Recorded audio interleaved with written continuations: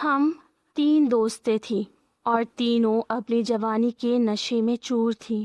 پیسے کے غرور نے ہمیں اندھا کر رکھا تھا۔ ہم سمجھتی تھی کہ جو ہم چاہتے ہیں وہ ہمیں حاصل ہو جائے گا۔ اسکول سے کالج اور پھر یونیورسٹی لائف میں آنے کے بعد ہم میں بہت تبدیلیاں آئی تھیں۔ جہاں ہماری ذہنیت تبدیل ہوئی تھی وہیں ہمارے اندر سے صحیح اور غلط کا فرق بھی ختم ہو گیا تھا۔ دولت کی فراوانی نے ہمیں اندھا کر دیا تھا اور اسی اندھے پن میں ہم نے نہ جانے کتنے لوگوں کو تکلیف پہنچائی تھی۔ کالج میں ہماری وجہ سے کتنے ہی لڑکوں کو کالج سے نکال دیا گیا تھا۔ ہم لڑکوں کو پریشان کرتے اور جب وہ ہمارے خلاف کوئی کارروائی کرتے تو ہم اپنے پیسے کے بلبوتے پر انہیں کالج سے ہی بے دخل کروا دیتے۔ ہمارے لیے یہ سب چیزیں ایڈونچر تھیں۔ ہمیں اس بات سے کوئی فرق نہیں پڑتا تھا کہ ہماری ان حرکتوں سے کسی دوسرے کی زندگی پر کیسا اثر پڑے گا۔ اب یہ ہماری یونیورسٹی سے چھٹیاں تھیں اور ہم تینوں اکٹھے ایک جگہ میرے گھر پر موجود تھے، کیونکہ میرے پیرنٹس میرے بڑے بھائی کے پاس امریکہ گئے ہوئے تھے اور میرا بنگلہ خالی پڑا تھا۔ چند نوکر تھے جو دن کی روشنی میں آ کر اپنا کام کر جایا کرتے تھے اور باقی وقت ہم تینوں دوستیں مل کر عیش کرتی۔ یہ بھی ایک ایسی ہی رات تھی جب بنگلے میں ہم تینوں کے علاوہ اور کوئی نہیں تھا۔ رات کا اندھیرا بڑھتا جا رہا تھا اور میں اپنی دوستوں کے ساتھ مووی نائٹ کے لیے بیٹھی ہوئی تھی۔ ہم نے اپنے گھر کے بڑے سے لاؤنج میں پورا سیٹ اپ لگایا ہوا تھا، لیکن وقت گزرنے کے ساتھ ساتھ ہمیں بھوک کا احساس ستانے لگا۔ میری دوست نیہا کہنے لگی کہ کچھ آرڈر کر دیتے ہیں صبیحہ۔ بھائی بہت بھوک لگ رہی ہے اور میرا حال بھی کچھ ایسا ہی تھا، اسی لیے میں نے فوراً ہی ایک قریبی ریسٹورانٹ سے کھانا آرڈر کر دیا۔ ہم تینوں دوستیں گھر میں اکیلی تھیں پر ہم نے پورے گھر کا حلیہ بگاڑا ہوا تھا۔ ہم نہ صرف امیر تھی بلکہ اپنے باپ کی جائیدادوں پر عیش کرنے والی بگڑی ہوئی امیر زادیاں تھیں۔ ہمارے پاس پیسے کی کوئی کمی نہیں تھی اور اسی وجہ سے ہم جو چاہتی تھیں وہ منٹوں میں کر لیتی تھی۔ آج کی رات بھی کچھ ایسی ہی تھی جہاں ہم تینوں مل کر خوب مستیاں کر رہی تھی اور ہمیں روکنے ٹوکنے والا کوئی نہیں تھا، کیونکہ میرے امی ابو ایک شادی میں شرکت کے لیے دوسرے شہر گئے ہوئے تھے اور گھر میں سب نوکر چاکر بھی اپنے اپنے کوارٹرز میں جا کر سو چکے تھے۔ ہم نے لاؤنج میں بڑی LCD پر ایک رومانٹک فلم لگائی ہوئی تھی جس میں ہر تھوڑی دیر بعد ایسے سین آتے جو ہم تینوں کے دل میں ہلچل مچا دیتے، لیکن فلم کے ساتھ ساتھ ہماری بھوک بھی بڑھتی جا رہی تھی۔ نیہا بار بار کچن کے چکر لگا رہی تھی پر اسے وہاں کوئی ایسی چیز نہیں مل رہی تھی جو اس وقت ہمارے کام آ سکتی، کیونکہ ہم سب کا دل کچھ چٹپٹا اور لذیذ کھانے کو کر رہا تھا۔ صبیحہ صوفے پر لیٹی ہوئی تھی اور اس نے اپنے پیٹ پر ہاتھ رکھا ہوا تھا۔ وہ کہنے لگی کہ اگر جلدی کھانا نہ آیا تو میں بھوک سے مر جاؤں گی۔ تم نے جو کھانا آرڈر کیا ہے اس کا اسٹیٹس کیا ہے؟ وہ کتنی دیر میں پہنچے گا؟ میں نے اپنا موبائل اٹھایا اور ڈیلیوری ایپ پر چیک کیا تو وہاں لکھا آ رہا تھا کہ رائڈر کھانا لے کر نکل چکا ہے اور وہ اگلے 10 منٹ میں ہمارے گھر پہنچ جائے گا۔ یہ سن کر نیہا اور صبیحہ کے چہروں پر رونق آ گئی اور وہ دونوں خوشی سے اچھل پڑی۔ ہم تینوں نے لاؤنج کا جو حال کیا ہوا تھا وہ دیکھنے کے قابل تھا۔ ہر طرف چپس کے ریپر اڑ رہے تھے، کولڈ ڈرنک کے خالی کینز صوفے کے نیچے پڑے ہوئے تھے اور پاپ کارن کے دانے تو پورے قالین پر بکھرے ہوئے تھے۔ ہمیں اس بات کی بالکل پرواہ نہیں تھی کہ صبح اٹھ کر یہ سب کون صاف کرے گا، کیونکہ ہمیں معلوم تھا کہ نوکروں نے ہی یہ سب سمیٹنا ہے اور ہمارا کام بس عیش کرنا اور زندگی کا لطف اٹھانا ہے۔ ہم تینوں بچپن کی دوستیں تھیں اور اسکول سے لے کر کالج تک ہم ہمیشہ ساتھ رہی تھی۔ پیسے نے ہمارے اندر نہ صرف غرور بلکہ بگاڑ بھی پیدا کر دیا تھا۔ ہمارے باپ بہت بڑے بزنس مینز تھے جن کا شہر میں ایک بڑا نام تھا، اسی لیے ہمیں کبھی کسی چیز کے لیے ترسنا نہیں پڑا۔ ہماری ہر خواہش پوری ہوتی تھی اور اسی لاڈ پیار نے ہمیں ضدی اور لاپرواہ بنا دیا تھا۔ فلم میں ایک دم سے ایک رومانٹک منظر آیا تو صبیحہ نے نیہا کا ہاتھ پکڑ لیا، کہنے لگی کاش اس وقت کوئی مجھے بھی ایسا ہی خوبصورت اور جوان مل جائے، میں بھی اس کا یہی حال کروں گی۔ میں صبیحہ کی بات سن کر ہنسنے لگی اور کہنے لگی کہ جذبات تو ہمارے بھی یہی ہیں، مگر فی الحال اس وقت کون میسر آئے گا۔ میں یوں ہی نیہا کو تنگ کرتے ہوئے کہنے لگی کہ اپنے منگیتر کو بلا لو، ہم دونوں بھی اسی کے ساتھ انجوائے کر لیں گے۔ میری بات سن کر نیہا کے چہرے پر ایک رنگ آ کر گزر گیا۔ وہ اپنے منگیتر کے بارے میں بڑی ہی حساس تھی۔ خود اس کے پہلے ہی 2 افیئر رہ چکے تھے، لیکن اپنے منگیتر کے ساتھ وہ کسی کا نام تک برداشت نہیں کر سکتی تھی۔ اسی لیے ہم جان بوجھ کر اس کو چڑھایا کرتے تھے۔ ابھی ہم یہ باتیں کر ہی رہے تھے کہ اچانک باہر مین گیٹ پر لگی گھنٹی کی آواز سنائی دی۔ گھنٹی کی آواز سنتے ہی ہم تینوں کے چہرے کھل اٹھے، کیونکہ ہمیں معلوم تھا کہ ہمارا کھانا آ چکا ہے۔ نیہا نے خوشی سے تالی بجائی اور کہنے لگی کہ شکر ہے میرا کھانا آ گیا، اب میں پیٹ بھر کر کھاؤں گی اور پھر سکون سے فلم دیکھوں گی۔ ویسے بھی میرا رومانٹک موڈ اور بھی زیادہ رومانٹک ہوتا جا رہا ہے۔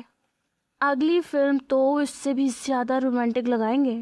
صبیحہ بھی اس کی ہاں میں ہاں ملاتے صوفے سے اٹھ کھڑی ہوئی اور کہنے لگی کہ جاؤ جلدی سے کھانا لے کر آؤ۔ میں نے اپنا موبائل اٹھایا اور لاؤنج سے نکل کر مین گیٹ کی طرف جانے لگی۔ لاؤنج سے باہر نکلتے ہی ایک لمبا کوریڈور تھا جہاں رات کے اس پہر کافی اندھیرا تھا، کیونکہ ہم نے اندر کی لائٹس تو جلائی ہوئی تھی پر باہر کی زیادہ تر لائٹس بند تھی۔ جیسے ہی میں مین گیٹ کے پاس پہنچی تو میں نے دیکھا کہ باہر ایک بائک کھڑی تھی اور ایک لڑکا ہاتھ میں بڑا سا کھانے کا بیگ لیے کھڑا تھا۔ میں نے گیٹ کا چھوٹا دروازہ کھولا تو اس لڑکے نے مسکرا کر مجھے دیکھا اور کھانا میری طرف بڑھا دیا۔ اس نے کہا کہ آپ کا آرڈر یہ رہا۔ میں نے اس سے بیگ لیا اور اسے پیسے دینے کے لیے اپنے ہاتھ میں پکڑے ہوئے نوٹ اس کی طرف بڑھا دیے۔ اس لڑکے نے پیسے لیے اور ان کو گننے لگا۔ وہ ایک عام سا ڈیلیوری بوائے تھا جس نے ہیلمٹ اتارا ہوا تھا اور اس کے چہرے پر تھکن کے واضح آثار تھے، لیکن اس وقت مجھے اس کی تھکن سے کوئی سروکار نہیں تھا۔ میری نظریں تو اس کے خوبصورت چہرے پر جمی ہوئی تھی۔ جب اس نے پیسے گن لیے اور وہ واپسی کے لیے مڑنے لگا تو اچانک ہی میرے دل میں کچھ خیال آیا۔ میں نے آہستہ سے اس سے کہا کہ رکیں، آپ کی ٹپ لانا تو میں بھول ہی گئی۔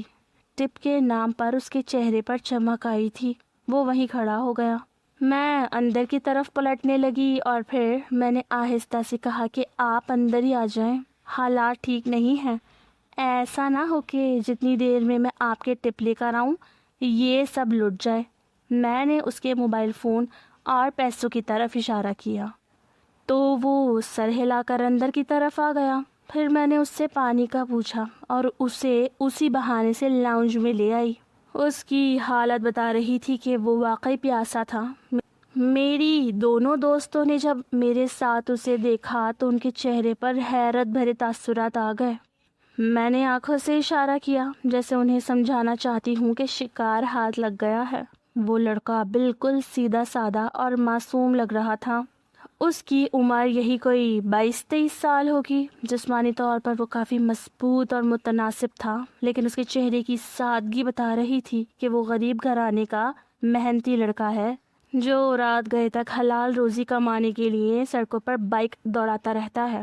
صبیحہ اور نیہا نے جب میری آنکھوں میں وہ شرارت اور شیطانی چمک دیکھی تو وہ فوراً ہی میرا مطلب سمجھ گئیں، کیونکہ ہم تینوں ایک دوسرے کے اشاروں کو بہت اچھی طرح جانتی تھی۔ صبیحہ جو ابھی تھوڑی دیر پہلے ایک جوان مرد کے خواب دیکھ رہی تھی، اس کی نظریں تو اس لڑکے کے چہرے پر ہی جم گئیں۔ اس نے اپنے ہونٹوں پر زبان پھیری اور صوفے پر سیدھی ہو کر بیٹھ گئی۔ نیہا نے جلدی سے اپنے چہرے کے تاثرات کو چھپایا اور ایک مصنوعی مسکراہٹ اپنے چہرے پر سجا لی۔ میں نے اس لڑکے کو لاؤنج کے بیچ میں کھڑا کیا اور کچن کی طرف جاتے ہوئے کہا کہ تم یہیں کھڑے ہو، میں تمہارے لیے ٹھنڈا پانی اور تمہاری ٹپ لے کر آتی ہوں۔ وہ لڑکا لاؤنج کی شان و شوکت دیکھ کر ویسے ہی حیران رہ گیا تھا۔ وہ چور نظروں سے اس بڑے اور قیمتی سامان سے سجائے گئے کمرے کو دیکھ رہا تھا جہاں مہنگے صوفے اور بڑی اسکرین لگی ہوئی تھی۔ اور فرش پر ہمارا پھیلایا ہوا کچرا بھی موجود تھا۔ میں کچن میں آئی اور فریج سے پانی کی ٹھنڈی بوتل نکالی، لیکن پانی گلاس میں ڈالتے وقت میرے ذہن میں ایک انتہائی خوفناک اور شرارتی آئیڈیا آیا۔ میں نے اپنے گلے میں پہنی ہوئی چھوٹی سی چین کے ساتھ لٹکتے ہوئے لاکٹ کو کھولا، جس میں نے تفریح کے لیے وہ مخصوص چیز رکھی ہوئی تھی جو انسان کے جذبات کو بے قابو کر دیتی ہے اور اسے ایک الگ ہی دنیا میں لے جاتی ہے۔ یہ مخصوص چیز ہم نے کچھ دن پہلے ایک ہائی کلاس پارٹی سے حاصل کی تھی، اور ہم ہمیشہ سوچتی تھی کہ اس کا اثر کسی پر کیسے ہوتا ہے۔ میں نے وہ چیز نکالی اور اسے پانی کے گلاس میں ڈال کر اچھی طرح چمچ سے ہلا دیا۔ وہ پانی میں پوری طرح حل ہو گئی اور پانی کا رنگ بالکل عام پانی جیسا ہی رہا۔ میں گلاس ہاتھ میں پکڑ کر واپس لاؤنج میں آئی تو میں نے دیکھا کہ نیہا اور سبیحہ اس لڑکے سے اس کا نام اور کام پوچھ رہی تھی۔ وہ لڑکا نظریں جھکائے بہت تمیز سے جواب دے رہا تھا۔ اس نے بتایا کہ اس کا نام زاہد ہے اور وہ اپنی بیمار ماں کے علاج اور کالج کی فیس کے لیے یہ پارٹ ٹائم جاب کرتا ہے۔ اس کی یہ بے بسی سن کر ہمیں اس پر ترس کے بجائے اور مزید مزہ آ رہا تھا، کیونکہ ہم تو اپنی بوریت ختم کرنے کے لیے کوئی بڑا ڈرامہ کرنا چاہتی تھی۔ میں نے آگے بڑھ کر پانی کا گلاس اس کی طرف بڑھایا اور کہا کہ لو زاہد، پہلے پانی پی لو، تم کافی تھکے ہوئے لگ رہے ہو۔ زاہد نے ممنونیت بھری نظروں سے میری طرف دیکھا اور کہا کہ آپ کا بہت شکریہ باجی، مجھے واقعی بہت پیاس لگی تھی۔ اس کے منہ سے باجی کا لفظ سن کر مجھے اندر ہی اندر بہت ہنسی آئی، لیکن میں نے اپنے جذبات پر قابو رکھا اور اسے پانی پینے کا اشارہ کیا۔ زاہد نے گلاس اٹھایا اور ایک ہی سانس میں وہ پورا پانی پی گیا، کیونکہ وہ سچ مچ بہت پیاسا تھا۔ پانی پینے کے بعد اس نے گلاس میز پر رکھا اور اپنی جیب سے رومال نکال کر اپنا منہ صاف کرنے لگا۔ اب ہم تینوں لڑکیاں اس کے گرد ایک دائرے کی صورت میں کھڑی تھیں اور ہماری نظریں اس کے چہرے پر ٹکی ہوئی تھی، کیونکہ ہم دیکھنا چاہتی تھی کہ اس مایا کا اثر کتنی دیر میں شروع ہوتا ہے۔ زاہد نے کہا کہ باجی اب آپ میری ٹپ دے دیں تو میں نکلوں، مجھے اور بھی بہت سے آرڈر ڈیلیور کرنے ہیں۔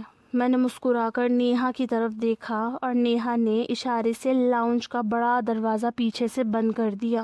دروازہ بند ہونے کی آواز پر زاہد چونکا اور اس نے پیچھے مڑ کر دیکھا تو اس کے چہرے پر ہلکی سی گھبراہٹ آئی۔ اس نے کہا کہ آپ نے دروازہ کیوں بند کر دیا؟ مجھے جانے دیں۔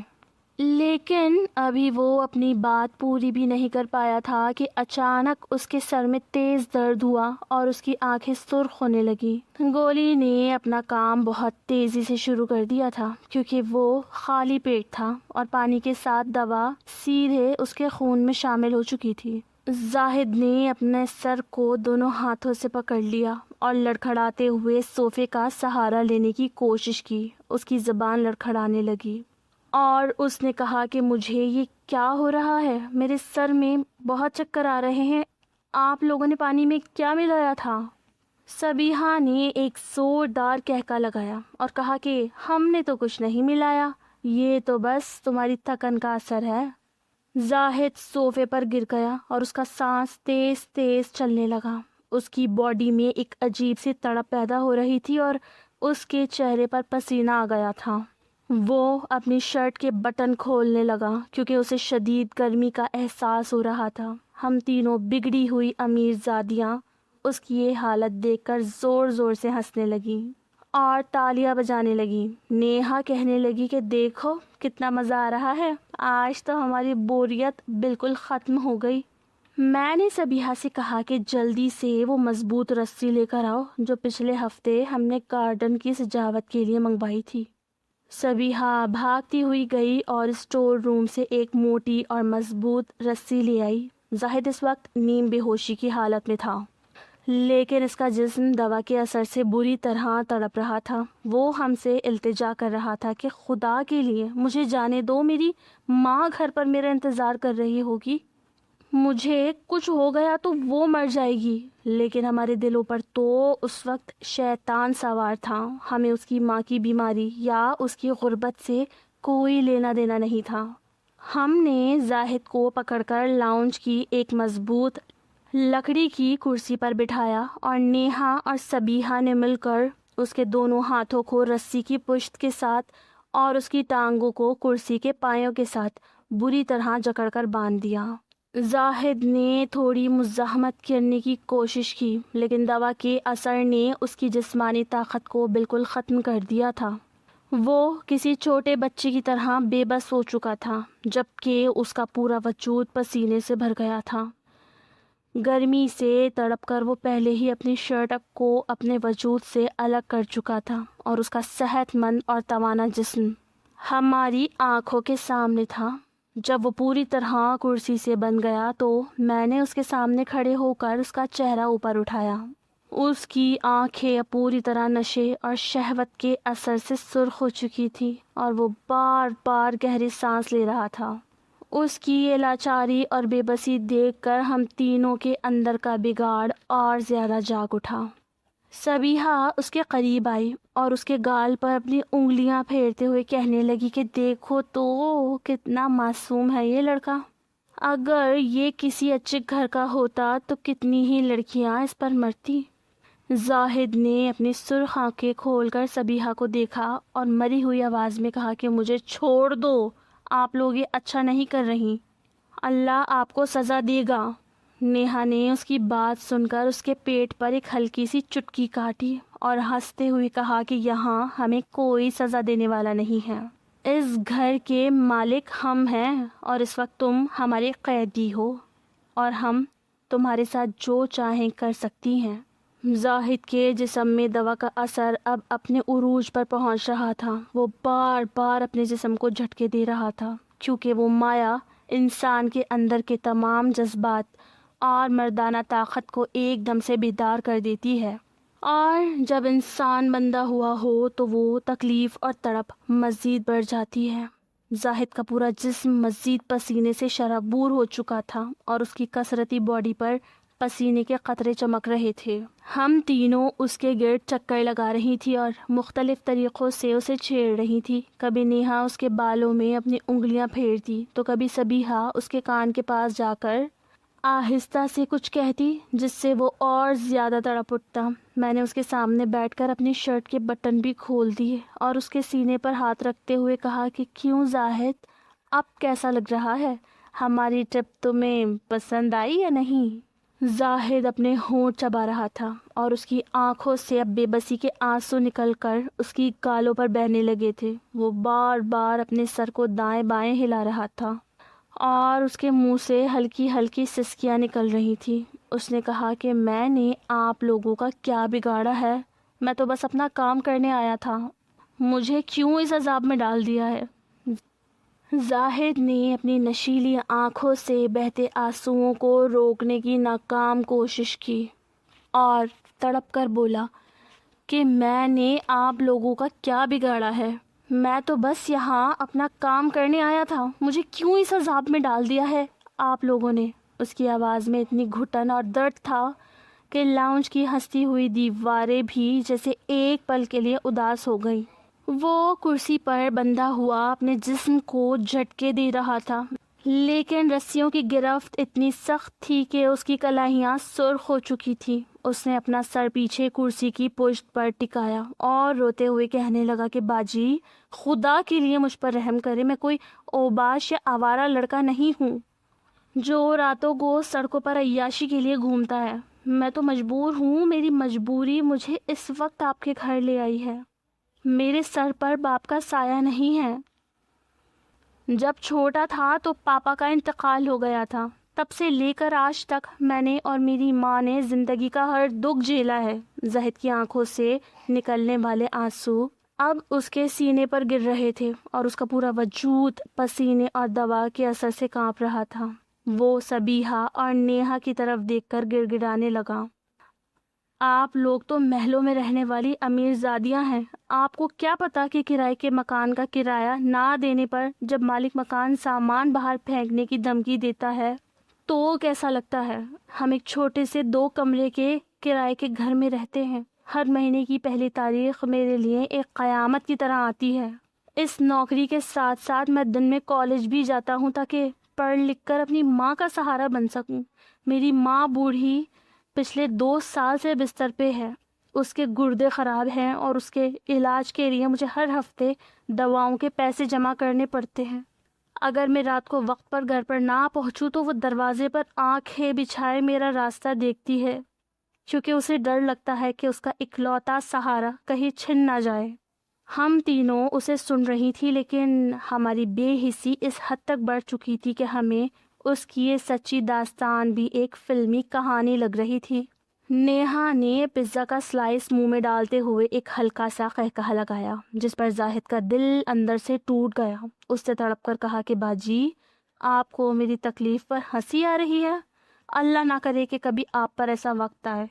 میری 2 جوان بہنیں ہیں جو گھر میں بیٹھی ہیں، میری راہ تکتی ہیں۔ وہ دونوں غیر شادی شدہ ہیں، اور اس معاشرے میں ایک غریب باپ کے بغیر لڑکیوں کی شادیاں کروانا کتنا مشکل ہے، یہ صرف ایک غریب بھائی ہی جانتا ہے۔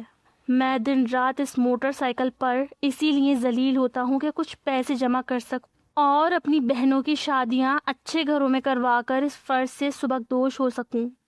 اگر آج رات مجھے کچھ ہو گیا تو میری بیمار ماں اور میری معصوم بہنوں کا کیا ہوگا؟ وہ تو سڑک پر آ جائیں گی، کوئی ان کا پرسان حال نہیں ہوگا۔ خدا کے لیے مجھے جانے دیں، میں آپ کے آگے ہاتھ جوڑتا ہوں، میں آپ کے پیر پڑنے کو تیار ہوں، بس میری رسیاں کھول دیں۔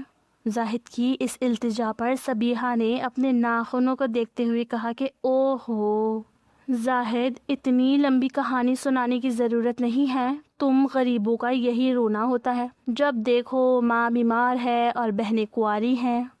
ہم نے تمہیں جان سے تھوڑی مارنا ہے، ہم تو بس یہ دیکھ رہے ہیں کہ یہ گولی تم جیسے سیدھے سادے لڑکے پر کیا اثر کرتی ہے۔ بس تھوڑی دیر اور پھر ہم تمہیں تمہاری ٹپ دے کر الوداع کر دیں گے۔ زاہد نے سبیحہ کی یہ سنگ دلانہ بات سنی تو اس کے چہرے پر مایوسی کے ساتھ ساتھ ایک گہرا کرب بھر آیا تھا۔ اس نے کہا کہ آپ لوگوں کے لیے یہ صرف ایک کھیل ہے، ایک رات کا ایڈونچر ہے، لیکن میرے لیے یہ میری زندگی اور موت کا سوال ہے۔ آپ کو معلوم ہے کہ اس وقت میرے جسم کے اندر کیسی آگ لگی ہوئی ہے؟ میرے سر میں اتنا شدید درد ہے کہ جیسے کوئی ہتھوڑے مار رہا ہو۔ آپ نے میرے پانی میں جو کچھ بھی ملایا ہے وہ میرے خون میں زہر بن کر دوڑ رہا ہے۔ مجھے اپنے جسم پر کنٹرول نہیں رہا۔ اگر مجھ سے کوئی غلطی ہو گئی یا میرا دل بند ہو گیا تو اس کا ذمہ دار کون ہوگا؟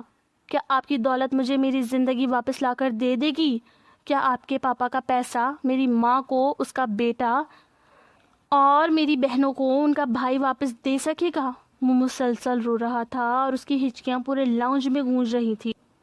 اس نے رسیوں کو اتنی زور سے کھینچا کہ رسی کی رگڑ سے اس کی کلائیوں کی جلد پر نشان پڑنے لگے اور وہاں سے خون کے قطرے نکل کر فرش پر گرنے لگے، لیکن زاہد کو اس جسمانی درد کا احساس ہی نہیں تھا۔ اسے تو صرف اپنے گھر کی فکر ستائی جا رہی تھی کہ صبح ہونے والی ہے اور وہ ابھی تک گھر نہیں پہنچا۔ اس نے میری طرف دیکھا کیونکہ اسے اندازہ ہو چکا تھا کہ اس پورے کھیل کی ماسٹر مائنڈ میں ہی ہوں۔ اس نے مجھ سے مخاطب ہو کر کہا کہ باجی، آپ تو اس گھر کی مالکن لگتی ہیں، آپ کا چہرہ بتا رہا ہے کہ آپ اتنی بری نہیں ہیں، کسی غریب کی بددعا مت لیں۔ باجی، غریب کی آہ جب عرش معلیٰ پر جاتی ہے تو بڑے بڑے محلوں کو مٹی کا ڈھیر بنا دیتی ہے۔ میں نے آج تک کسی کا 1 روپیہ نہیں کھایا، ہمیشہ حلال کما کر اپنی ماں کے ہاتھ پر رکھا ہے۔ خدا کے لیے مجھ پر رحم کریں۔ مگر ہمیں رحم کہاں آنا تھا، ہمارے دلوں پر تو مہر لگ گئی تھی۔ ہم اس کی یہ باتیں سن کر لطف اندوز ہو رہی تھی، کیونکہ ہمارے لیے یہ سب ایک لائیو ڈرامے جیسا تھا جس کی ڈائریکٹر ہم خود تھیں۔ سبیحہ نے کہا کہ یار، اس کی ویڈیو بناتے ہیں، کل اپنی دوسری دوستوں کو دکھائیں گے کہ ہم نے رات کو کیا ایڈونچر کیا ہے۔ نیہا نے فوراً اپنا فون نکالا اور زاہد کی اس حالت کی ویڈیو بنانا شروع کر دی۔ وہ زاہد کے چہرے کے قریب فون لے کر جا کر کہتی کہ دیکھو، یہ ہے ہمارا آج کا مہمان جو ڈیلیوری دینے آیا تھا اور اب ہماری مہمان نوازی کا لطف اٹھا رہا ہے۔ زاہد نے اپنا چہرہ چھپانے کی کوشش کی، لیکن وہ بندھا ہوا تھا، اسی لیے کچھ نہیں کر سکا۔ وہ بس اپنی آنکھیں بند کر کے خدا کو یاد کر رہا تھا۔ ہم نے اسے تڑپانے اور چھیڑنے کا کوئی موقع ہاتھ سے جانے نہیں دیا۔ کبھی اس کے گال پر ہلکا سا تھپڑ مارتے تو کبھی اس کے ننگے سینے پر ٹھنڈا پانی گرا دیتے۔ پانی گرنے سے وہ ایک دم سے کانپ اٹھتا اور اس کے جسم کے عضلات تن جاتے۔ ہماری ہنسی لاؤنج میں گونج رہی تھی اور ہم اپنی اس شیطانی حرکت پر فخر محسوس کر رہی تھی۔ ہمیں لگ رہا تھا کہ ہم دنیا کی سب سے طاقتور لڑکیاں ہیں جو ایک مرد کو اپنی انگلیوں پر نچا رہی ہیں۔ وقت گزرتا گیا اور رات کے 3 بج چکے تھے۔ زاہد اب مسلسل تڑپنے اور دوا کے اثر سے کافی تھک چکا تھا، لیکن اس کے جسم کی تڑپ کم نہیں ہو رہی تھی۔ وہ بار بار رسیوں کو کھینچنے کی کوشش کرتا تھا، جس کی وجہ سے اس کی کلاہیوں پر رسی کے گہرے نشان پڑ چکے تھے اور وہاں سے ہلکا ہلکا خون بھی رسنے لگا تھا، پر ہمیں اس کے خون یا تکلیف کی کوئی پرواہ نہیں تھی۔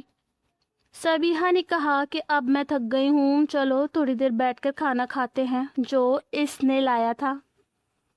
کھانا میز پر ویسے ہی پڑا تھا۔ ہم تینوں صوفے پر بیٹھ گئیں اور زاہد کے سامنے ہی پیزا کھانے لگیں۔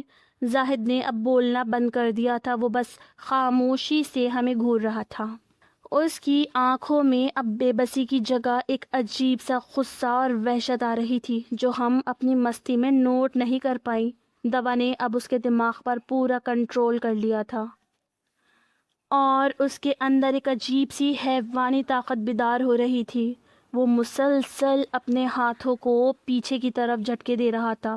ہم کھانا کھانے میں اتنی مگن تھیں اور اپنی تعریفیں کر رہی تھی کہ ہمیں لاؤنج میں ہونے والی اس معمولی سی تبدیلی کا احساس ہی نہیں ہوا۔ زاہد جس کرسی پر بندھا ہوا تھا وہ پرانی لکڑی کی تھی اور زاہد کے مسلسل جھٹکوں اور اس کی مردانہ طاقت کے دباؤ کی وجہ سے اس کرسی کی پشت کا ایک حصہ اندر سے کمزور ہو چکا تھا۔ زاہد نے اپنے پورے جسم کا زور لگایا اور ایک زوردار جھٹکا دیا۔ اس جھٹکے کے ساتھ ہی لکڑی کے ٹوٹنے کی ایک ہلکی سی آواز آئی، لیکن ہم اس وقت اونچی آواز میں ہنس رہی تھی، اسی لیے ہم نے وہ آواز نہیں سنی۔ زاہد کو اندازہ ہو گیا کہ رسی اب تھوڑی ڈھیلی ہو چکی ہے۔ اس نے پورا زور لگا کر اپنے دائیں ہاتھ کو باہر کھینچنے کی کوشش کی۔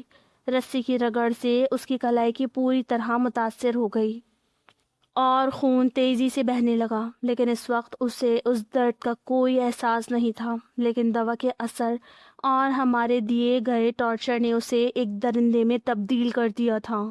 اس نے ایک اور آخری جھٹکا دیا اور نہ جانے کیسے اس کا دایاں ہاتھ رسی کی گرفت سے بالکل آزاد ہو گیا۔ ہاتھ آزاد ہوتے ہی اس نے بغیر کوئی وقت ضائع کیے اپنے بائیں ہاتھ کی رسیوں کو بھی ایک جھٹکے میں کھول دیا اور پھر اپنی ٹانگوں کی طرف جھکا۔ ہم تینوں ابھی صوفے پر بیٹھی ہنس رہی تھی کہ اچانک سبیحہ کی نظر زاہد پر پڑی اور اس کے منہ سے ایک ایسی چیخ نکلی جو پورے بنگلے میں گونج گئی۔ نیہا اور میں نے ایک دم چونک کر زاہد کی طرف دیکھا تو ہمارے پاؤں تلے سے زمین نکل گئی۔ زاہد اب کرسی پر بندھا ہوا نہیں تھا، بلکہ وہ کرسی سے کھڑا ہو چکا تھا۔ اس کی کلائیوں سے خون بہہ رہا تھا، اس کا پورا سینہ پسینے سے چمک رہا تھا، اس کے چہرے کے عضلات تنے ہوئے تھے اور اس کی آنکھیں خون کی طرح سرخ ہو چکی تھی۔ اس کے چہرے پر اب وہ معصومیت یا بے بسی دور دور تک نہیں تھی، بلکہ وہاں ایک خونخوار وحشت ناچ رہی تھی۔ وہ کسی زخمی شیر کی طرح ہمارے سامنے کھڑا تھا اور اس کا گہرا اور تیز سانس پورے کمرے میں سنائی دے رہا تھا۔ اس نے رسی کے ٹکڑے کو زمین پر پھینکا اور اپنی گردن کو دائیں بائیں جھٹکا دیا، جس سے اس کی ہڈیوں کی چٹخنے کی آواز آئی۔ ہم تینوں کے چہروں سے ہنسی ایک سیکنڈ میں غائب ہو چکی تھی اور اس کی جگہ اب خوف نے لے لی تھی۔ نیہا کا ہاتھ کانپنے لگا اور اس کے ہاتھ سے پیزا کا ٹکڑا فرش پر گر گیا۔ سبیحہ نے ڈر کے مارے اپنے دونوں ہاتھ اپنے منہ پر رکھ لیے اور وہ صوفے کے پیچھے چھپنے کی کوشش کرنے لگی۔ زاہد نے ایک قدم آگے بڑھایا تو ہم تینوں خوف کے مارے ایک قدم پیچھے ہو گئیں۔ اب ہمیں احساس ہوا کہ ہم نے کتنا بڑا گناہ کیا تھا اور کس بلا کو خود دعوت دی تھی۔ زاہد نے اپنی سرخ آنکھوں سے ہم تینوں کو باری باری دیکھا اور اس کے چہرے پر ایک ہولناک اور وحشیانہ مسکراہٹ آ گئی۔ اس نے اپنی کڑکتی ہوئی آواز میں کہا کہ کیوں باجی، اب آپ کی ٹپ پوری ہو گئی یا کچھ اور بھی باقی ہے؟ اس کی آواز میں ایسی ہولناکی تھی کہ میری روح تک کانپ گئی۔ میں نے کانپتی ہوئی آواز میں کہا کہ زاہد دیکھو، ہمیں معاف کر دو، ہم سے بہت بڑی غلطی ہو گئی، ہم تمہیں بہت سارے پیسے دیں گے، تم جو مانگو گے ہم دیں گے، بس ہمیں چھوڑ دو۔ زاہد نے میری بات سن کر ایک وحشیانہ قہقہہ لگایا جو اس لاؤنج کی دیواروں سے ٹکرا کر واپس آیا۔ اس نے کہا کہ پیسے؟ اب مجھے تمہارے پیسے نہیں چاہیے۔ تم لوگوں نے مجھے ایک کھلونا سمجھا تھا نا، تم نے میری مجبوری کا مذاق اڑایا، مجھے دوا کھلا کر تڑپایا۔ اب میں تمہیں بتاؤں گا کہ ایک مرد جب اپنے پر آتا ہے تو وہ کیا کر سکتا ہے۔ اس نے ایک دم چیتے کی طرح چھلانگ لگائی اور نیہا کو پکڑ کر صوفے پر پٹخ دیا۔ نیہا نے ایک زوردار چیخ ماری لیکن زاہد نے اس کا منہ اپنے دونوں ہاتھوں سے دبا دیا۔ سبیحہ اور میں یہ دیکھ کر خوف کے مارے پاگل ہو گئیں اور ہم نے لاؤنج کے بڑے دروازے کی طرف بھاگنے کی کوشش کی، لیکن زاہد کی چستی اور اس کی جسمانی طاقت اس وقت دوا کی وجہ سے عام انسان سے کئی گنا زیادہ ہو گئی تھی۔ لیکن زاہد کی چستی اور اس کی جسمانی طاقت اس دوا کی وجہ سے عام انسان سے کئی گنا زیادہ ہو چکی تھی۔ اس نے نیہا کو چھوڑا اور ایک ہی قدم میں ہمارے سامنے آ کر کھڑا ہو گیا اور اس نے لاؤنج کا دروازہ اپنے مضبوط جسم سے بلاک کر دیا۔ اب ہم لاؤنج کے اندر قید ہو چکی تھی اور ہمارے سامنے وہ غصیلا وحشی لڑکا کھڑا تھا جسے ہم نے خود اپنے ہاتھوں سے ایک درندے میں بدلا تھا۔ اس نے میری طرف دیکھا اور میری بازو کو اتنی زور سے پکڑا کہ مجھے لگا میری ہڈی ٹوٹ جائے گی۔ اس نے مجھے صوفے کی طرف پھینکا جہاں میں سبیحہ کے اوپر جا گری۔ ہم تینوں اب ایک دوسرے سے چمٹی ہوئی تھی اور بری طرح رو رہی تھی۔ ہماری وہ ساری عمارت، وہ سارا غرور اور وہ بگڑا ہوا پن ایک پل میں ہوا ہو چکا تھا۔ اب ہم کوئی امیرزادیاں نہیں تھیں بلکہ تین بے بس اور لاچار لڑکیاں تھیں جو اپنی جان کی بھیک مانگ رہی تھی۔ زاہد آہستہ آہستہ ہمارے قریب آ رہا تھا۔ اس کا سانس اب بہت تیز تھا اور اس کی سرخ آنکھیں ہمیں بتا رہی تھی کہ وہ اس رات ہمیں آسانی سے چھوڑنے والا نہیں ہے۔ اس نے صوفے کے پاس پڑی ہوئی وہ رسی اٹھائی جس سے ہم نے اسے باندھا تھا اور ہماری طرف دیکھتے ہوئے کہا کہ اب باری تم لوگوں کی ہے۔ اب میں دیکھوں گا کہ تم تینوں کتنی دیر تک میری مہمان نوازی برداشت کر سکتی ہو۔ رات کا اندھیرا بہت زیادہ گہرا ہو چکا تھا اور اس عالیشان بنگلے کے اندر اب ہماری چیخیں اور زاہد کا وحشیانہ قہقہ گونجنے والا تھا جس کو سننے والا باہر کوئی نہیں تھا۔ زاہد نے رسی ہاتھ میں پکڑی اور اس کا ایک سرا اپنے ہاتھ پر لپیٹنے لگا۔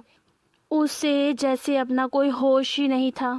اس مایا کا اثر اس کے پورے وجود میں آگ کی طرح دوڑ رہا تھا۔ اس نے سب سے پہلے سبیحہ کی طرف دیکھا جو خوف کے مارے بری طرح کانپ رہی تھی اور اس کی آنکھوں سے کاجل بہہ کر اس کے گالوں پر پھیل چکا تھا۔ زاہد نے آگے بڑھ کر سبیحہ کا ہاتھ اتنی سختی سے کھینچا کہ وہ صوفے سے نیچے فرش پر آ گری۔ سبیحہ نے روتے ہوئے کہا کہ زاہد خدا کے لیے مجھے چھوڑ دو، میرا اس سب میں کوئی قصور نہیں تھا، یہ سب پلان اس کا تھا۔ اس نے میری طرف اشارہ کیا۔ اپنی سہیلی کی یہ غداری دیکھ کر مجھے صدمہ تو پہنچا لیکن اس وقت خوف اتنا زیادہ تھا کہ میں کچھ بول نہ سکی۔ زاہد نے سبیحہ کی بات سن کر ایک سرد مسکراہٹ کے ساتھ کہا کہ قصور تم تینوں کا برابر ہے، تم سب نے مل کر میرا تماشا بنایا تھا، اب تم سب کو اس کا بھگتان کرنا پڑے گا۔ اس نے سبیحہ کے دونوں ہاتھ پکڑ کر اسی صوفے کے پائے کے ساتھ باندھنا شروع کر دیے۔ سبیحہ نے اپنے پاؤں چلائے اور اسے مارنے کی کوشش کی لیکن زاہد نے اس کی ٹانگ پر اپنی گرفت مضبوط کر دی۔ اس کی تکلیف سے سبیحہ تڑپ اٹھی اور اس کی ہمت جواب دے گئی۔ زاہد نے سلیقے سے سبیحہ کو وہاں جکڑ دیا۔ اب باری میری اور نیہا کی تھی۔ نیہا جو صوفے کے کونے میں دبکی ہوئی تھی اس نے موقع پا کر میز پر پڑی ہوئی شیشے کی بڑی ایش ٹرے اٹھائی اور پوری طاقت سے زاہد کے سر پر دے ماری۔ شیشہ ٹوٹنے کی ایک تیز آواز آئی اور زاہد کے سر سے خون کی ایک لکیر بہتی ہوئی اس کے چہرے پر آ گئی۔ ہم نے سوچا کہ شاید وہ گر جائے گا لیکن ہمارا یہ خیال بالکل غلط ثابت ہوا۔ سر پر لگی اس چوٹ نے زاہد کے اندر کی وحشت کو کم کرنے کے بجائے 100 گنا بڑھا دیا۔ اس نے اپنے ہاتھ سے اپنے چہرے پر بہتے ہوئے خون کو صاف کیا اور نیہا کی طرف ایسی نظروں سے دیکھا کہ نیہا کے حلق سے آوازیں نکلنا بند ہو گئی۔ زاہد نے نیہا کو گردن سے دبوچ لیا اور اسے دیوار کے ساتھ جا لگایا۔ میرا سارا غرور مٹ گیا تھا۔ میں زاہد کے پیروں میں گر گئی اور اس کے پیر پکڑ کر رونے لگی۔ میں نے کہا، زاہد، میں تمہارے آگے ہاتھ جوڑتی ہوں، نیہا کو چھوڑ دو۔ وہ مر جائے گی، ہمیں جو سزا دینی ہے دے دو، لیکن کسی کی جان مت لو۔ زاہد نے میری طرف دیکھا اور کچھ سوچتے ہوئے نیہا کو نیچے پھینک دیا۔ نیہا فرش پر گر کر بری طرح کھانسنے لگی اور اپنا گلا پکڑ کر سانس بحال کرنے کی کوشش کرنے لگی۔ زاہد نے اب مجھے بالوں سے پکڑا اور اوپر اٹھایا۔ میرے بالوں میں اتنا شدید درد ہوا کہ میری آنکھوں کے سامنے اندھیرا آ گیا۔ اس نے مجھے اپنے چہرے کے قریب کیا۔ تم اپنے آپ کو بہت بڑی ملکہ سمجھتی ہو؟ تمہارے باپ کے پاس بہت جائیداد ہے۔ اب بلاؤ اپنے باپ کو اور کہو کہ وہ تمہیں اس قید سے چھڑائے۔ میں نے روتے ہوئے کہا کہ میرے امی ابو یہاں نہیں ہیں۔ میں تمہارے سامنے اپنی ہر چیز ہارنے کو تیار ہوں، بس ہم پر رحم کرو۔ زاہد نے کہا کہ رحم کا لفظ تو تم جیسی بگڑی ہوئی لڑکیوں کے منہ سے اچھا نہیں لگتا۔ جب میں گڑگڑا رہا تھا تب تمہیں رحم کیوں نہیں آیا؟ اس نے مجھے بھی گھسیٹ کر صوفے کے پاس لایا اور رسی کے دوسرے ٹکڑے سے میرے ہاتھ پیچھے کر کے بری طرح باندھ دیے۔ اب میں اور سبیحہ دونوں بن چکی تھیں اور نیہا فرش پر نیم بے ہوش پڑی تھی۔ زاہد لاؤنج کے بیچ میں کھڑا ہو گیا۔ اس کا پورا چہرہ اس کے اپنے خون اور پسینے سے لت پت تھا۔ وہ ایک جلاد لگ رہا تھا۔ اس نے میز پر پڑی ہوئی پانی کی باقیہ بوتل اٹھائی اور اپنے سر پر ڈال لی تاکہ اس کا خون بہنا بند ہو جائے اور اسے تھوڑا سکون ملے۔ پانی ڈلتے ہی اس نے ایک لمبا سانس لیا اور پھر ہماری طرف متوجہ ہوا۔ اس نے لاؤنج کی تمام بڑی لائٹس آن کر دی۔ اب پورے کمرے میں تیز روشنی تھی جس میں ہمارا بگڑا ہوا حلیہ اور ہماری بے بسی صاف دیکھی جا سکتی تھی۔ زاہد نے صوفے پر پڑے ہوئے نیہا کے موبائل کو اٹھایا جس میں وہ ویڈیو ریکارڈ ہو رہی تھی۔ اس نے ویڈیو کو بند کیا اور اسے پلے کر کے دیکھنے لگا۔ ویڈیو میں ہماری ہنسی اور اس کی تڑپ صاف نظر آ رہی تھی۔ زاہد نے وہ فون میری آنکھوں کے سامنے کیا اور کہا کہ دیکھو یہ ویڈیو کتنی اچھی بنی ہے۔ اب میں اس ویڈیو کا کیا کروں؟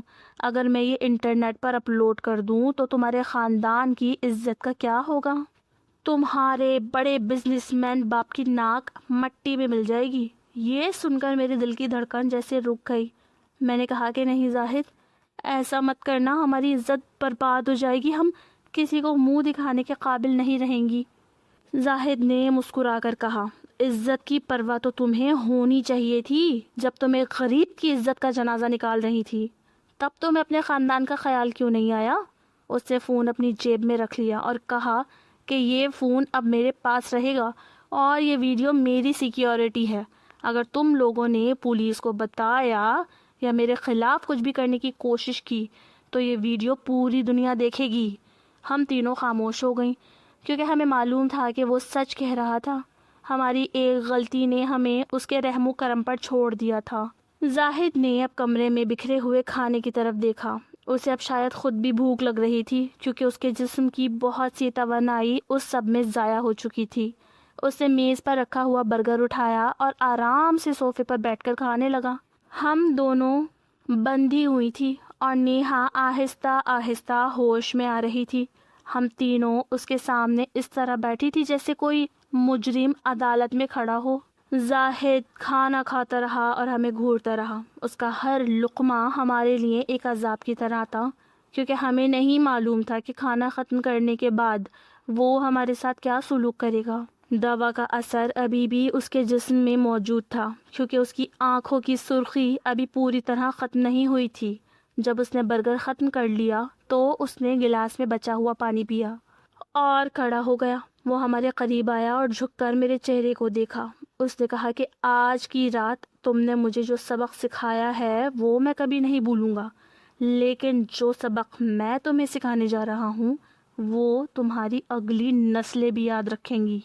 تم جیسی لڑکیوں کو مارنا تو بہت چھوٹی سزا ہے، میں تمہیں تڑپتا ہوا دیکھنا چاہتا ہوں۔ وہ نیہا کے پاس گیا جو اب پوری طرح ہوش میں آ چکی تھی اور رو رہی تھی۔ زاہد نے نیہا کو اٹھا کر صوفے پر بٹھایا اور اس کے پاؤں بھی باندھ دیے۔ اب ہم تینوں ایک ہی صوفے پر قطار میں بندھی ہوئی تھی۔ زاہد نے ہمارے سامنے ایک کرسی رکھی اور اس پر بیٹھ گیا۔ اس نے اپنے دونوں ہاتھ اپنی توڑی کے نیچے رکھے اور ہمیں دیکھنے لگا۔ اس نے کہا کہ اب بتاؤ، اب کون سا گیم کھیلنا ہے؟ اب تو تمہاری بوریت ختم ہو گئی ہوگی، ہے نا نیہا؟ نیہا نے روتے ہوئے کہا کہ زاہد ہمیں معاف کر دو، ہم تمہارے پاؤں پڑتے ہیں، ہمیں جانے دو۔ زاہد نے کہا کہ میں تو تمہیں کہیں نہیں روک رہا، تم اپنے ہی گھر میں ہو، آرام سے بیٹھو اور اس رات کا لطف اٹھاؤ۔ رات کے 4 بج چکے تھے، لیکن ہمارے لیے وہ رات ختم ہونے کا نام نہیں لے رہی تھی۔ زاہد نے لاؤنج کا اے سی فل تیز کر دیا، جس کی وجہ سے کمرے میں شدید ٹھنڈک ہو گئی۔ ہمارے کپڑے پہلے ہی پھٹ چکے تھے اور اوپر سے اس ٹھنڈی ہوا نے ہمارے جسموں کو منجمد کرنا شروع کر دیا۔ ہم سردی اور خوف سے بری طرح کانپ رہی تھی، اور پھر اچانک ہی زاہد نے آگے بڑھ کر ایسی حرکت کی کہ ہم تینوں کی جان نکل گئی۔ اس نے اپنا سر اٹھا کر میری طرف دیکھا۔ اس کی سرخ آنکھوں میں اب ایک چالاک سی مسکراہٹ تھی۔ اس نے کہا کہ آپ لوگ سوچ رہی ہوں گی کہ میں اب آپ کو ماروں گا یا آپ کے ساتھ کوئی بدتمیزی کروں گا، لیکن میں ایسا کچھ نہیں کروں گا، کیونکہ میں قانون کو اپنے ہاتھ میں نہیں لینا چاہتا۔ پر آپ نے مجھے جو یہ نیلی گولی کھلائی ہے، اس کا زہر میرے جسم میں تو چند گھنٹوں میں ختم ہو جائے گا، لیکن جو زہر آپ نے میری عزت نفس کو دیا ہے، اس کا حساب تو اب آپ کو دینا پڑے گا۔ یہ کہہ کر زاہد نے اپنے فون سے ہم تینوں کی ویڈیو ریکارڈ کرنی شروع کر دی۔ سبیحہ نے روتے ہوئے کہا کہ زاہد تم جو پیسے چاہو لے لو، پلیز یہ ویڈیو ڈیلیٹ کر دو، ہمارے پاپا کو پتہ چلا تو وہ ہمیں زندہ نہیں چھوڑیں گے۔ زاہد نے سبیحہ کی بات سن کر ایک لمبا سانس لیا اور کہا کہ پیسے تو اب مجھے آپ لوگوں سے چاہیے ہی نہیں، اب کھیل کا قانون میں طے کروں گا۔ اس نے گھڑی کی طرف دیکھا، رات کے 4:30 بج رہے تھے۔ زاہد نے کہا کہ اب سے لے کر صبح کے 6 بجے تک آپ تینوں اسی صوفے پر ایسی ہی بندھی رہیں گی، اور میں آپ کے سامنے بیٹھ کر آپ کی بے بسی کا تماشا دیکھوں گا، اور جیسے جیسے وقت گزرے گا میں آپ کے پاپا کے نمبرز پر اس ویڈیو کے چھوٹے چھوٹے کلپس بھیجنا شروع کر دوں گا۔ یہ سنتے ہی میرے پاؤں تلے سے زمین نکل گئی۔ میں نے کانپتی ہوئی آواز میں کہا کہ زاہد ایسا مت کرنا، تم جو کہو گے ہم کریں گے، بس ہمارے گھر والوں کو کچھ مت بھیجو زاہد۔ زاہد نے میری طرف دیکھا اور کہا کہ اچھا، اگر آپ چاہتی ہیں کہ میں یہ ویڈیو آپ کے پاپا کو نہ بھیجوں تو آپ کو ابھی اسی وقت میری ایک شرط ماننی پڑے گی۔ میں نے جلدی سے کہا کہ ہاں بولو، کیا شرط ہے؟ تم اپنی زبان سے یہ اقرار کرو گی کہ تم نے میرے ساتھ کیا کیا، اور وہ سب اس فون میں ریکارڈ ہوگا۔ ہم تینوں کے پاس اس وقت کوئی دوسرا راستہ نہیں تھا۔ زاہد نے اپنے موبائل کا کیمرہ آن کیا اور ہمارے چہروں کے سامنے کر دیا۔ نیہا اور سبیحہ نے روتے ہوئے کیمرے کے سامنے اعتراف کیا کہ انہوں نے اپنی بوریت دور کرنے کے لیے ایک بے گناہ ڈیلیوری بوائے کو اغوا کیا اور اسے زبردستی دوا کھلائی۔ جب میں نے بھی یہ سب کہہ دیا تو زاہد نے ویڈیو بند کی اور ایک گہرا سانس لے کر صوفے پر بیٹھ گیا۔ اس نے کہا کہ اب یہ ویڈیو میری زندگی کی انشورنس ہے۔ اگر میں صبح یہاں سے صحیح سلامت اپنے گھر پہنچ گیا اور میرے اکاؤنٹ میں اگلے 1 گھنٹے کے اندر 5 لاکھ روپے ٹرانسفر ہو گئے تو یہ ویڈیو کبھی باہر نہیں آئے گی، اور اگر تم لوگوں نے پولیس کو بتایا یا میرے ساتھ کچھ بھی برا کرنے کی کوشش کی تو یہ ویڈیو سیدھی سوشل میڈیا پر جائے گی، اور تم جیسی بگڑی ہوئی امیرزادیوں کا اصلی چہرہ سب کے سامنے آ جائے گا۔ ہم تینوں خاموشی سے روتے رہے، کیونکہ زاہد نے کسی بری نیت سے ہمارے وجود کو ہاتھ نہیں لگایا تھا، نہ ہی اس نے ہماری بے بسی کا فائدہ اٹھایا تھا، لیکن اس نے ہمیں ذہنی طور پر اس حد تک توڑ دیا تھا کہ ہمارا سارا غرور مٹی میں مل چکا تھا۔ زاہد نے آرام سے میز پر رکھا ہوا برگر اٹھایا اور کھانے لگا۔ اسے اب اس گولی کے اثر سے شدید بھوک لگ رہی تھی۔ وہ کھانا کھاتا رہا اور ہم تینوں صوفے پر بندھی ہوئی سردی اور خوف سے کانپتی رہیں۔ ہمیں احساس ہو چکا تھا کہ دولت سے آپ چیزیں تو خرید سکتے ہیں، لیکن کسی کی غیرت اور وقت کا انصاف نہیں خرید سکتے۔ زاہد نے کھانا ختم کیا اور اپنا ہیلمٹ اٹھایا۔ اس نے ہماری رسیوں کو نہیں کھولا اور کہا کہ صبح جب نوکر آئیں گے تو وہ خود یہ رسیاں کھولیں گے تاکہ انہیں بھی پتہ چلے کہ ان کی مالکن رات کو کیا کرتی ہیں۔ وہ مڑا اور لاؤنج کا بڑا دروازہ کھول کر باہر نکل گیا۔ اس کے جانے کے بعد لاؤنج میں صرف ہماری سسکیوں کی آوازیں رہ گئیں۔ ہماری حالت بے انتہا خراب تھی۔ اس وقت ہم کسی کو منہ دکھانے کے قابل نہیں رہی تھی۔ صبح کی پہلی کرن جب کھڑکی سے اندر آئی تو ملازمین نے ہمیں اس حال میں دیکھا۔ میں نے نوکروں کو دھمکی دی کہ وہ اس رات کا ذکر کسی سے نہ کریں۔ انہوں نے ہماری رسیاں کو کھولا اور ہم اپنے کمروں کی طرف بھاگی۔ میں نے فوراً زاہد کے بتائے ہوئے نمبر پر پیسے ٹرانسفر کر دیے۔ اس رات کے بعد سے ہماری زندگی بالکل بدل گئی۔ ہمارا وہ بگڑا ہوا پن، وہ غرور ہمیشہ کے لیے ختم ہو گیا۔ اب ہم جب بھی غریب یا ملازم کو دیکھتی تو ہمارے دلوں میں خوف بیٹھ جاتا۔ زاہد نے ہمیں بغیر ہاتھ لگائے ایک ایسا سبق سکھا دیا تھا جسے ہم زندگی بھر نہیں بھول سکتے تھے، اور وہ ویڈیو آج بھی ہمارے سر پر ایک تلوار کی طرح لٹک رہی ہے جو ہمیں ہماری اوقات یاد دلاتی رہتی ہے۔